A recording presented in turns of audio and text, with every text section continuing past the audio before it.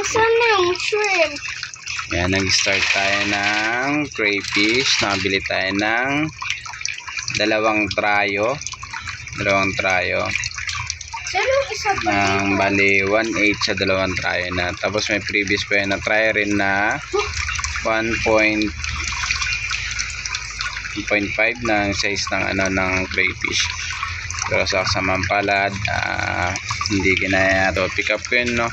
Namatay sila after nung kalibukasan yung isa. Pero yung isa namatay naman dahil medyo malaki yung butas na nagawa ko. Dati dito ko lang siya nilagay. So bali yung blind setup natin, no?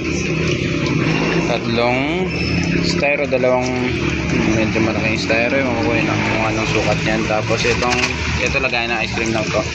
So ginawa ko na lang siyang filter kasi dati nakalagay dyan yung tatlong fry na maliit. Yung ganun pa lang yung size niya siguro.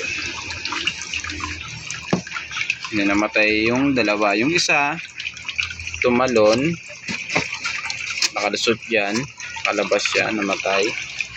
Kaya tinakpan ko yan. Then yung isa naman namatay dyan kasi ito pinoproblema ko pa to. Kasi hindi ko alam kung bakit ganting gawa ko. Kasi dati lahat ng metal na ito may butas yan. So sobrang lakas nun niya dito. Then maliit lang kasi yung gamit ko na ang bantawag dyan. Ngayon ko inram ko lang yan sa chewing ko. Tapos nagyan ko lang ng filter doon. Pangaton para 1.5 lang. Naman gagawa lang tayo ng paraan. So ito bali ito nabili ko siya nung bali wala pa siyang 1 week sa akin. Nasa 4 days ko pa lang siya.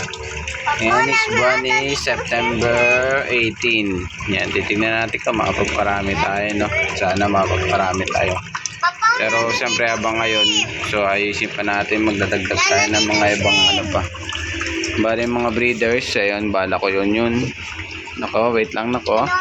Ayan, bali kanya. Ayan, maglalagay tayo ng ganun. Bali dito lang sa terrace yan, guys. Sa terrace lang siya. Sa terrace lang siya. And bala ko, ayan yung gagawin ko na sa mga breeders. Sana kapag mga na sila, buried. Kung ba tawag ng buried ba yun? Kapag may mga itlog na. Kasi kailangan natin siyang iwalay. So, bala ko doon sila ilagay. Ngayon, nakuha ko, meron isang buried. Ayan.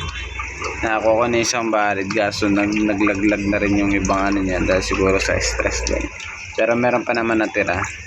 Sana, mabuhay natin yun, no? Kasi kung mabuhay natin yun, at least meron na tayong time makapag-practice ng magpagpalaki ng mga yung mga small na natin, yung mga anak, kumbaga. So bali dito dahil nga ganon, sininilang ka siya. Dati kasi may nakalagay pa ako na isa dito na bilog, yung para ganon sa varid sa yung ganon mga ice cream.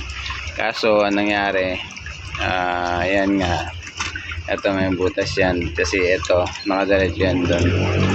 So naglilik kasi siya. So actually talagang biglaan tong nangyari. Nabigla ako dito. Kaya order ako nang wala pang kumuha ako, nag-inquire ako. Pero wala pa talagang lalagyan. So yun. Ewan ko ba, mahilig ka talaga ako sa mga biglaang galawan.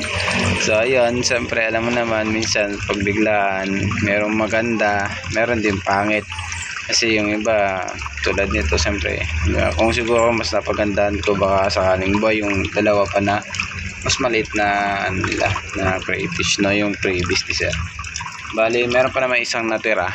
I think babae yung natira na isa. Kasi yung unang namatay yung tumalon, lalaki yun. So ayun na yung setup natin, no. Sabi ko nga sa'yo, madalian to, mabilisan. Ayan lang.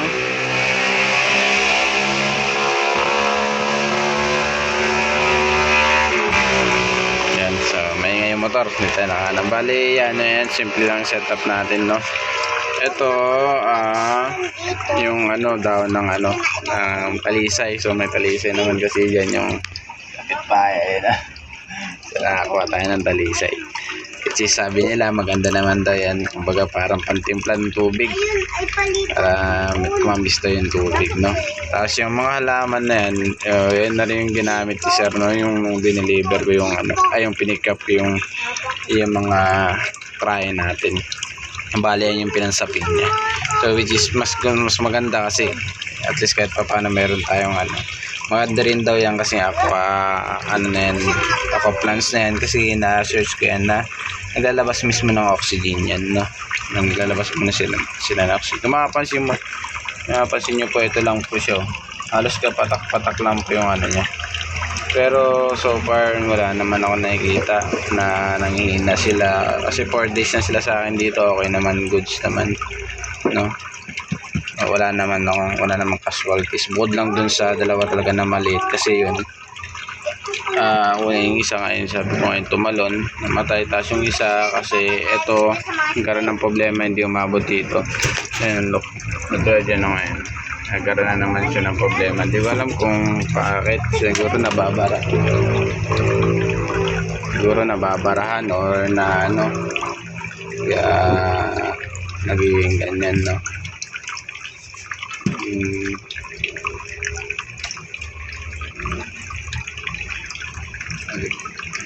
So ayan lang, ganyan lang yung setup natin. Napaka basic lang ito, patak-patak lang din yan guys.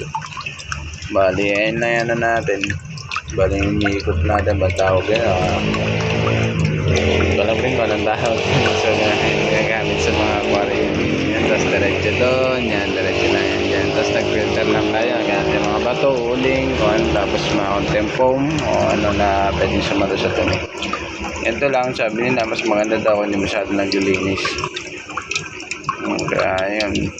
So dahil biglaan naman to, yan yan, subukan natin kung marami may nakikita ang mga tirang pagkain. Bali mais kasi yung nakaran na pinakain ko sa kanila. Yun nga, biglaan kasi yan. So wala pa akong pagkain.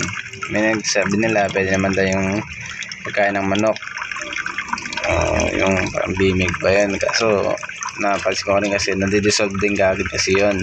So baka lalo lang din kumalat yung pagkain. Sabi niya kasi pag mas maraming pagkain na tira, mas tumataas yung ammonia. Kaya karoon ng problema yung oxygen nila sa loob, sa tubig, no? So ayan. So ngayon naman meron naman na akong ito, naka-order ako nito ng ganito, PO2 yata ito, PO2 kung di ako nagkakamali, yung na-order ko doon. So okay naman so far ito kasi ito na-try ko lang to dahil yung in-order ko lang to ng pagdating ng crayfish. Bali 3 days pa yun, 4 days siya, 3 days something. Kahapon lang siya dumating. So kahapon ko lang din, ang hapon siya napakain. I-check ko sila, sabi nila siyempre pinapanood natin sa reviews natin na mas maganda sila pakainin gabi or hapon kasi doon yung activity nila, yung mga ano sila pang gabi. So sa umaga mas gusto nila yung nakatago na papahinga. So eto, simula nung inaayos ko yung setup, nilagay ko sila. Tapos hindi ko pa sila ngayon masyado ini-stress, no? Kasi isa rin sa nagkaroon ng problema sa kanila. So hindi ko pa rin nakikita dyan kung meron na ba, kung may barid na ba o ano. Siguro malalim mamakita sa mga susunod yun, okay pa naman yun. So bali 2 lalaking nandiyan tsaka 5 babae yun, sa maliit na to So hindi ko alam kung anong size nito.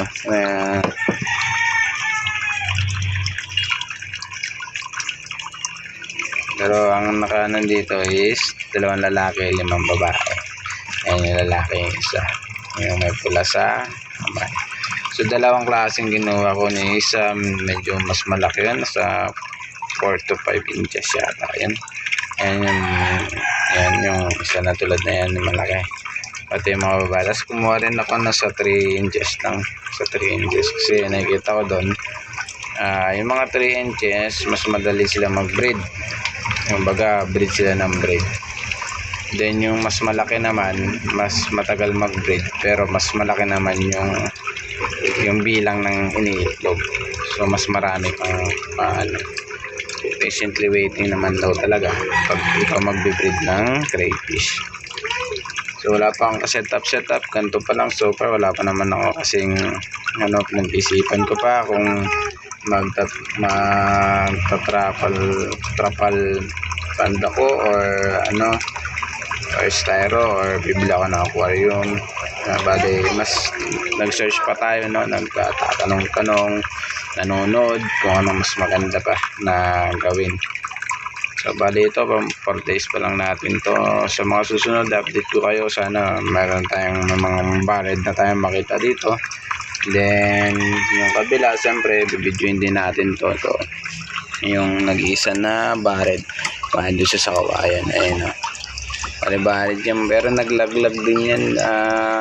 Ang alam ko doon pa lang sa pinagkuhanan ko, so nilagay kasi sa planggana or sa parang sa niwalay na sila nung parang naglaglag na yata. Sino pinakita sa akin, hindi na ganun karami rin yung itlog. Dito wala naman ako nakita na nilaglag niya or wala naman ako nakita sa filter bukod dito sa isa. Ayan nakita yan, hindi ko alam kung nakikita yan. Ito gilid, ayan yung bilog na maliit na yan. Hindi ko alam kung kasi parang itlog yun. So bukod dun wala naman ako nakita ang iba.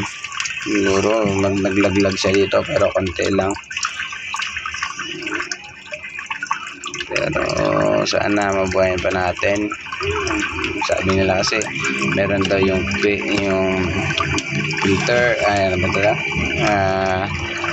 kapag yung itlog kung fertilize or hindi. Yung mga rin yung hindi.